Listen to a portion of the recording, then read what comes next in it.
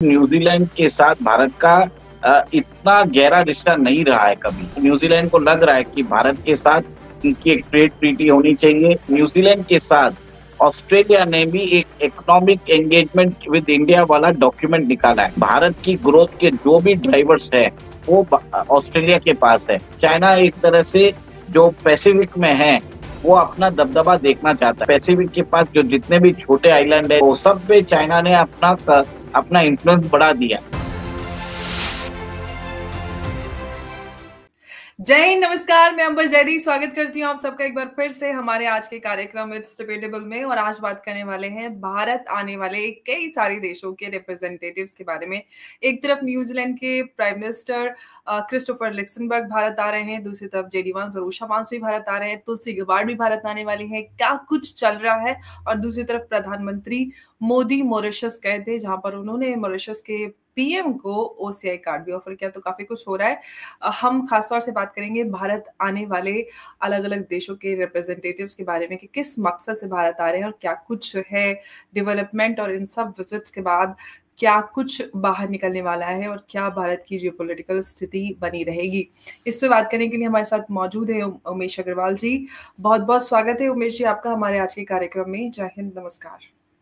जय सिया राम अंबर जी।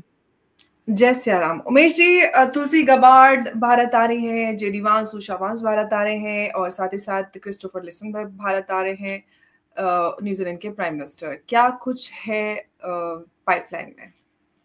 देखिए, सबसे पहले तो मैं बात करना चाहूंगा न्यूजीलैंड के प्रधानमंत्री जो भारत आ रहे हैं वो मार्च 16 से मार्च 20 तक 5 दिन के लिए आ रहे हैं। जनरली क्या होता है, विजिट होता है 2 या 3 दिन का, पर ये विजिट है 5 दिन का। इसके अंदर बताया जाता है कि बहुत बड़ा बिजनेस डेलीगेशन आ रहा है। वहाँ पे रहने वाले भारतीय जो न्यूजीलैंड में है वो भी आ रहे हैं, मीडिया एक्सपर्ट्स आ रहे हैं, बिजनेसमैन आ रहे हैं और एक तरह से कॉम्प्रिहेंसिव डायलॉग होने वाला है। और आपको मालूम है कि न्यूजीलैंड के साथ भारत का इतना गहरा रिश्ता नहीं रहा है कभी, पर अचानक न्यूजीलैंड को लग रहा है कि भारत के साथ उनकी एक ट्रेड ट्रीटी होनी चाहिए, एक फ्री ट्रेड एग्रीमेंट होना चाहिए। तो उस हिसाब से वो भारत के दौरे पे आ रहे हैं। और सेकंड, मैंने आपको एक और एक चीज बताना चाहता हूँ कि न्यूजीलैंड के साथ ऑस्ट्रेलिया ने भी एक इकोनॉमिक एंगेजमेंट विद इंडिया वाला डॉक्यूमेंट निकाला है। उसमें उन्होंने बोला है कि भारत की ग्रोथ के जो भी ड्राइवर्स है वो ऑस्ट्रेलिया के पास है।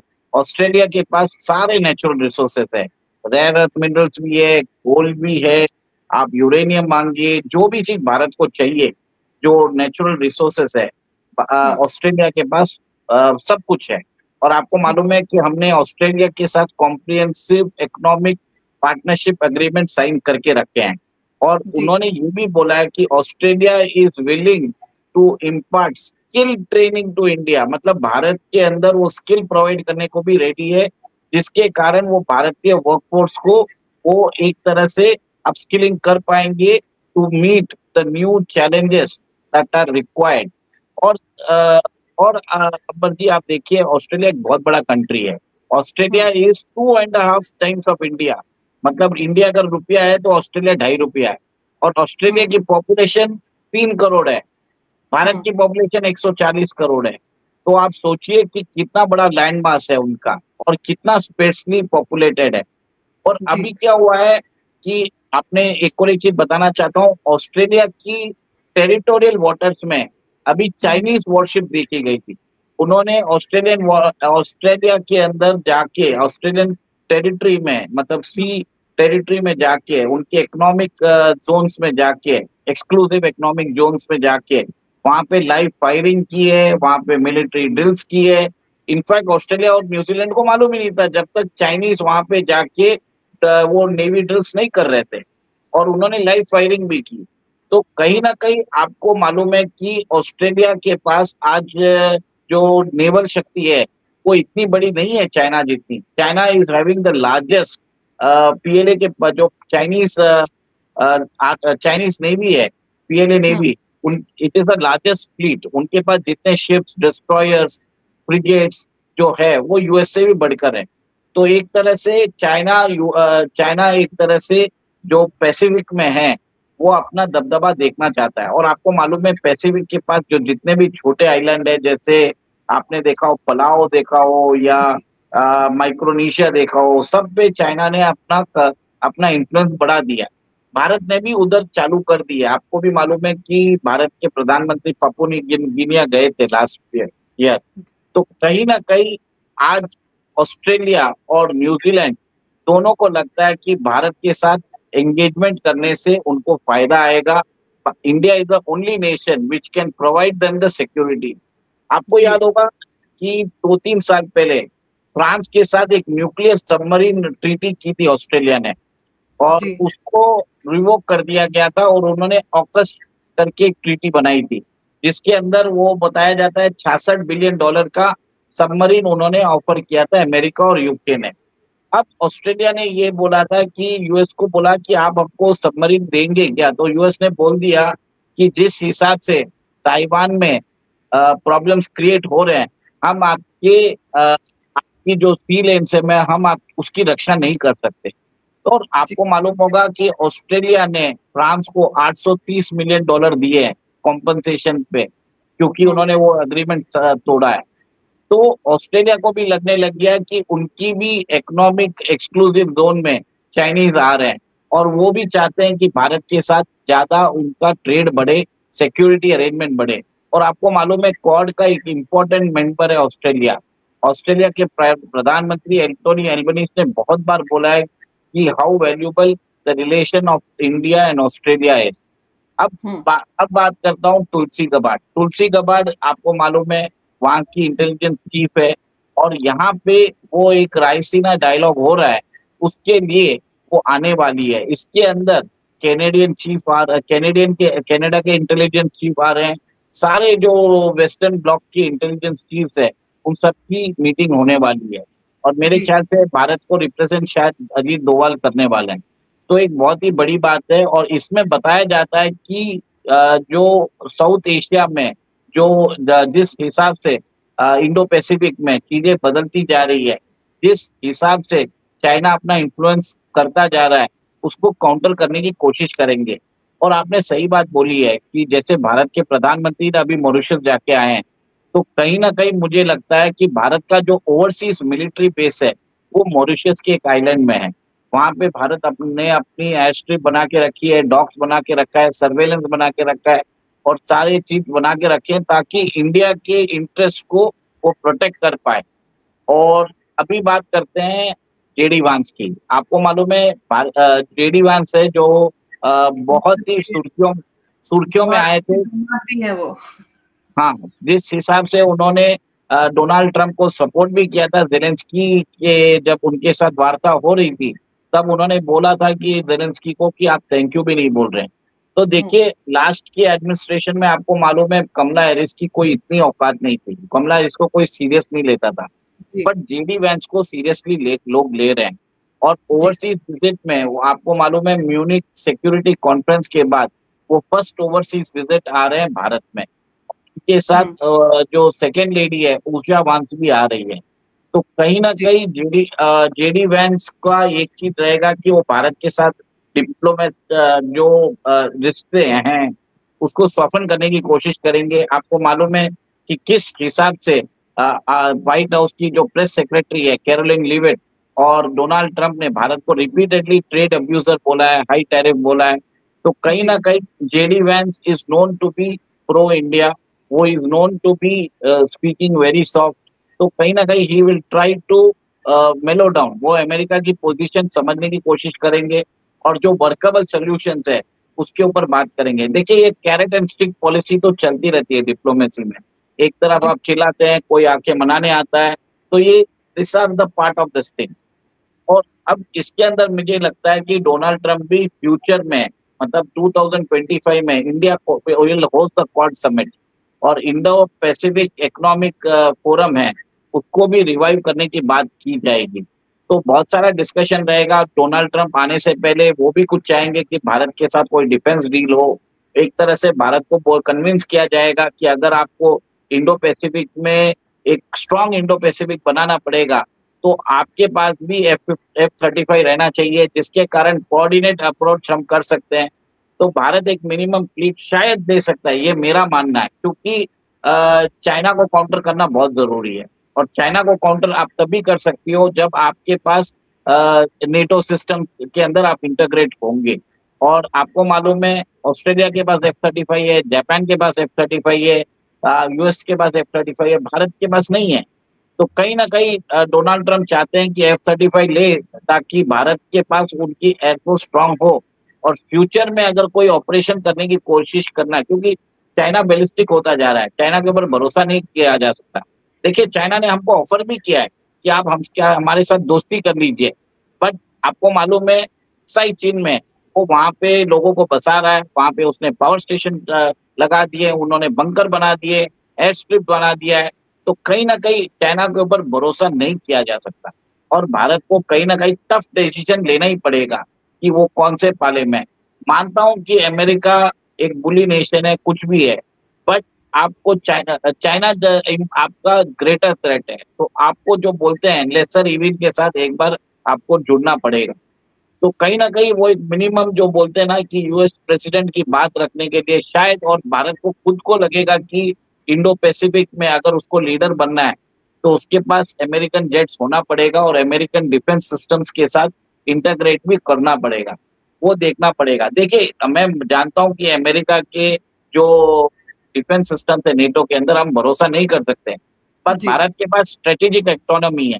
भारत कोई इतना डिपेंडेंट नहीं है अमेरिकन सिस्टम्स पे। भारत का खुद का सिस्टम से, खुद का कम्युनिकेशन प्रोटोकॉल से भारत के पास आज अगर फाइटर जेट्स में देखें तो रशियन जेट्स है, अब हमारा खुद का तेजस है, फ्रेंच जेट्स है।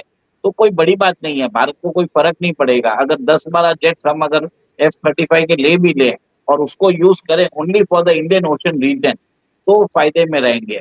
सो we have to think on multiple factors. Second, आप ये भी देखेंगे कि मेरे हिसाब से जो यूक्रेन रशिया का युद्ध हो रहा है, कहीं ना कहीं जेडी वैंस चाहेंगे कि प्रधानमंत्री मोदी जी को एक्टिवली परसुएट किया जाए, ताकि वो दोनों साइड के बीच में ट्रूस कर सके। और वो चाहते भी हैं कि अमेरिका के राष्ट्रपति का ये जो यूक्रेन युद्ध यूक्रेन युद्ध को बंद करना उनका एक तरह से उनकी नाक का सवाल हो चुका है। तो वो भी हम देख सकते हैं, ये मेरा अनुमान है। तो देखा जाएगा कैसे चीजें बनती है। बिल्कुल। और प्रेसिडेंट ट्रंप ने बोला भी है कि रशिया को डील के बारे में सोचना पड़ेगा, क्योंकि अभी थोड़ा सा हल्का जो यूक्रेन की तरफ से ड्रोन अटैक हुआ था उसके बाद से रशिया थोड़ा सा हिचकिचाहट रशिया की तरफ से नजर आ रही है। लेकिन आपने बात की कि किस तरह से इंडो पैसिफिक रीजन में भारत मजबूत होता जा रहा है, उसके पीछे के जो कारण हैं वो हमारे सामने आ रहे हैं। हम अपने मॉरिशस की बात की, किस तरह से ओवरसीज बेस के बारे में आपने बताया, और जिस तरह से अभी ओसीआई कार्ड ऑफर किया, इनफैक्ट हैंड ओवर किया जो मॉरिशस के पीएम है राम गुलाम और उनकी पत्नी वीना जी को, तो उससे कई सारी चीज़ें क्लियर हो जाती है कि किस तरह से मॉरिशस की अगर हम बात करें तो भारत के लिए वैसे भी अगर पूरे ये ओशन की बात करें तो वहाँ पर भारत और मजबूत होता है स्ट्रेटेजिक पॉइंट ऑफ व्यू से। तो धीरे धीरे जिस तरह से भारत पूरे ही इस रीजन में मजबूत होता जा रहा है, ये अपने आप में एक बड़ी बात है। और जिस तरह से हम अगर अपने इधर नेबरहुड की बात करते हैं, वो भी एक चैलेंज बना हुआ है। तो आप इस पूरी स्थिति को किस तरह से देख रहे हैं? देखिए नेबरहुड में आपने आपको एक और एक चीज बता देता हूँ कि भारतीय सरकार ने अभी बहुत सारा जो हमारा एक्सक्लूसिव इकोनॉमिक जोन है, जो department of defence, department of space, DRDO के अंदर जो था, उसको फ्री कर दिया है फॉर एक्सप्लोरेशन। 99% ऑफ द जो रीजन जो नो गो लैंड दिया हुआ था उसको फ्री कर दिया है फॉर एक्सप्लोरेशन। और जी। भारत के इंडियन ओशन रीजन में ऑयल इंडिया जी। लिमिटेड और ने बहुत सारी कंपनी जैसे बीपी है, एक्सॉन है, इनके साथ कोलैबोरेशन की कोशिश कर रहा है, ताकि डीप सी हाइड्रोकार्बन एक्सप्लोरेशन कर सके।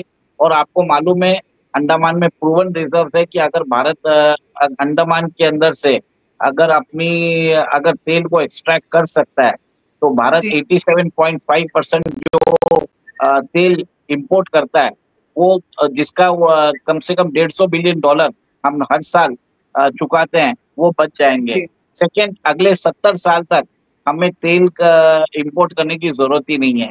इतना तेल तो अंडमान के बेसिन में है। और आपको मालूम है, अंडमान के नीचे ही सुमात्रा बेसिन है। सुमात्रा बेसिन से एवरी डे इंडोनेशिया एक्सट्रैक्ट करता है 700,000 barrels of oil per day. तो भारत के ऊपर ही है। तो भारत भी अभी ट्राई कर रहा है कि हाइड्रोकार्बन्स को एक्सप्लोर किया जाए। और आपको मालूम है, अंडमान बेसिन में भारत अपना वो थिएटर कमांड बना रहा है, जिसके कारण उसमें 72,000 करोड़ को भी भी उन्होंने अप्रूव किया है। और भारत अपनी वो प्रभुत्व बताने के लिए इंडोनेशिया में सबांग पोर्ट पे वो अपना नया बेस बना रहा है। और आपको जी। मालूम है स्ट्रेट ऑफ मलाक्का कितना इंपॉर्टेंट है, क्योंकि 40% ऑफ द ट्रैफिक, वर्ल्ड का जो ट्रैफिक है, कंटेनर ट्रैफिक, वो स्ट्रेट ऑफ मलाक्का से जाता है। और भारत ने वहां पे अपनी मिलिट्री लगा दी है, अपना नेवल बेसेस को अपग्रेड कर रहे हैं। सबांग पोर्ट में भी वो अपना नेवल बेस बना रहे हैं। चांगी पोर्ट में भी आपने देखा है कि उधर भी भारत के जो नेवल शिप है, वो लोग डॉक कर सकते हैं। तो कहीं ना कहीं जो स्टेप्स दिख रहा है, आप देख रहे हैं, India is countering Chinese expansion in the Indian ocean region. जो इंडियन ओशन में चिटागंग पोर्ट पे चाइना ने अपने बेसेस बना दिए। सितवे पोर्ट जो बर्मा में है, म्यांमार में, उधर बना दिए। फिर बाद में आपने देखा हम्बनटोटा पोर्ट में है। फिर बाद में आपने देखा कोलंबो में है, ग्वादर में है, फिर बाद में सेचल्स में है। तो कहीं ना कहीं भारत भी अपना वो सब रिवर्स स्ट्रेटेजी ट्राई कर रहा है। और इंडिया अब जाके, आपको मालूम है, वियतनाम को उन्होंने वेपन्स देना चालू कर दिया है, फिलीपाइंस को देना चालू कर दिया है। तो भारतीय जो फोर्स है, Bharat is not just limited to the Indian ocean region, वो अब साउथ चाइना सी में भी अपना इन्फ्लुएंस बढ़ा रहा है। और जिस हिसाब से ऑस्ट्रेलिया और न्यूजीलैंड भारत के साथ इकोनॉमिक पार्टनरशिप चाहते हैं, उसको बाद में जाके इसको स्ट्रेटेजिक पार्टनरशिप बनेंगे। और आप देखेंगे कि भारत की जो नेवल एसेट्स है, वो ऑस्ट्रेलिया भी जाएंगे, वहां पे भी जाके वो चाइनीज को काउंटर करेंगे। तो ये उस परिदृश्य में देखा जाए, जो क्वाड के परिदृश्य में इंडो पैसिफिक की सिक्योरिटी के हिसाब से देखा जाए, काउंटरिंग द चाइनीज इन्फ्लुएंस देखा जाए, बहुत सारे मूव्स हो गए हैं। और भारत के खुद के स्ट्रेटेजिक रिजर्व जो हमारे इकोनॉमिक एक्सक्लूसिव जोन में है, वो भी देखना चाहिए। और हमें ये भी देखना चाहिए कि कैसे भारत अपने पोर्ट्स हर जगह वो बना रहा है। जैसे आपने देखा है कि मैंने बताया सबांग पोर्ट है, फिर बाद में कोलंबो के अंदर भी हमने टर्मिनल लिया है चाइना को काउंटर करने के लिए। हमारा वाइजिंग पोर्ट हम बना रहे हैं। और तो बहुत सारे काम हो रहे हैं। और मैंने तो अभी तक तो आईमैक की बात ही नहीं की, Indian middle eastern European corridor, और चेन्नई और व्लादिवोस्टोक के बीच में जो रूट है, वो भी वो भी लोगों को ध्यान नहीं आ रहा होगा। और एक चीज है INSTC, international north south transport corridor, जो हमको रशिया से भी कनेक्ट करता है। तो इंडिया एक तरह से नेवल प्रेजेंस हर जगह बना रहा है। बट इसमें हमने सिर्फ we have spoken about the quad countries, जैसे जैसे अभी ऑस्ट्रेलिया है, अमेरिका है, उसके बारे में बात की है। एंगेजमेंट तो इंडिया का हर जगह सबके साथ चल रहा है। जी, बिल्कुल। और ये पूरी तरह से दिखाई भी दे रहा है कि किस तरह से भारत चाइनीज़ इन्फ्लुएंस को भी काउंटर कर रहा है और किस तरह से जो अपना वर्चस्व है साउथ चाइना सी, इंडियन ओशन सभी जगह बनाए हुए है। और जो यूएस के साथ भारत के रिश्ते हैं, उनको लेकर भी काफ़ी चर्चा होती है। लेकिन जैसा कि आपने कहा कि कैरेटनिस्टिक ये सारा फ़ॉर्मूला फ़ॉरेन पॉलिसी में, डिप्लोमेसी में चलता रहता है। तो लेकिन लंबे अगर तौर पर देखा जाए तो किस तरह से यूएस और भारत के रिश्ते रहने वाले हैं, क्योंकि चाइना और भारत के बीच जिस तरह का रिश्ता है और अमेरिका और चाइना के बीच जिस तरह से खास तौर से ट्रम्प एडमिनिस्ट्रेशन में है, तो ऐसे में भारत कितना अहम हो जाता है इस पूरे परिदृश्य में? भारत ऐसा है कि Bharat is like an S of card, जहाँ जहाँ पे आप भारत को रख दो, वो पलटा हुँ, स्ट्रांग हो जाता है। तो आप जी। समझ लीजिए, कार्ड्स की गेम में जैसे जोकर होता है, एस होता है, वैसा भारत हो चुका है। और it's like a role of a king maker. मैंने अभी तक जापान की तो बात ही नहीं की है। जापान को भी आपने देखा है कि किस हिसाब से अमेरिका ने बोल दिया, आप अपना 1% से 3% बजट करो। तो जी। कहीं ना कहीं अमेरिका के ये जो न्यूक्लियर सिक्योरिटी अम्ब्रेला जो उन्होंने जापानीज को दिया था, उन्होंने बोल दिया हमने सिर्फ ये पॉलिटिकल एग्रीमेंट है, it is not legally enforceable. तो कहीं ना कहीं अभी तो जापानीज के प्राइम मिनिस्टर का भी भारत दौरा होने वाला है फ्यूचर में, आप देखेंगे। और जिस हिसाब से भारत का जो रोल रहेगा, भारत की सैन्य शक्ति रहेगी, जो नेवी पावर रहेगा, it will be sought by everyone. और इसी के हिसाब से आपने ये भी देखा कि साउथ कोरिया की कंपनी भी भारत में आके इन्वेस्ट करना चाहती है। नेक्स्ट 30 ईयर्स में वो थाउजेंड्स ऑफ शिप्स बनाना चाहती हैं। और भारत का इतना बड़ा जो बॉर्डर है, 7,588 किलोमीटर का जो कोस्टल बॉर्डर है, उसको भी डिफेंड करना बहुत जरूरी है। तो जो जिस हिसाब से भारत की शक्ति बढ़ती जा रही है, and one of the most short Nations in the world, तो आप देखेंगे बहुत ज्यादा एंगेजमेंट होगा, सिक्योरिटी डायलॉग्स होंगे, ट्रेड डायलॉग्स होंगे, मैरीटाइम कोऑपरेशन होगा, मिलिट्री एक्सरसाइज होगा, डीप सी रिसोर्स एक्सप्लोरेशन होगा। बहुत कुछ चीज चलती रहेगी अमर जी, मेरा ये मानना है। जी बिल्कुल। और इसी तरह से भारत जिस तरह से मजबूती से आगे बढ़ रहा है, तरक्की कर रहा है, किसी भी लिहाज से बात करें, फॉरेन पॉलिसी, डिप्लोमेसी, और जिस तरह से खुद को भारत मजबूत बनाए हुए है, आशा करते हैं और दुआ करते हैं कि भारत ऐसे ही तरक्की करता रहे। उमेश जी, बहुत बहुत धन्यवाद आपका हमारे साथ आज की इस चर्चा में जुड़ने के लिए। जय हिंद, नमस्कार, जय भारत। जय सिया राम। जय सिया राम।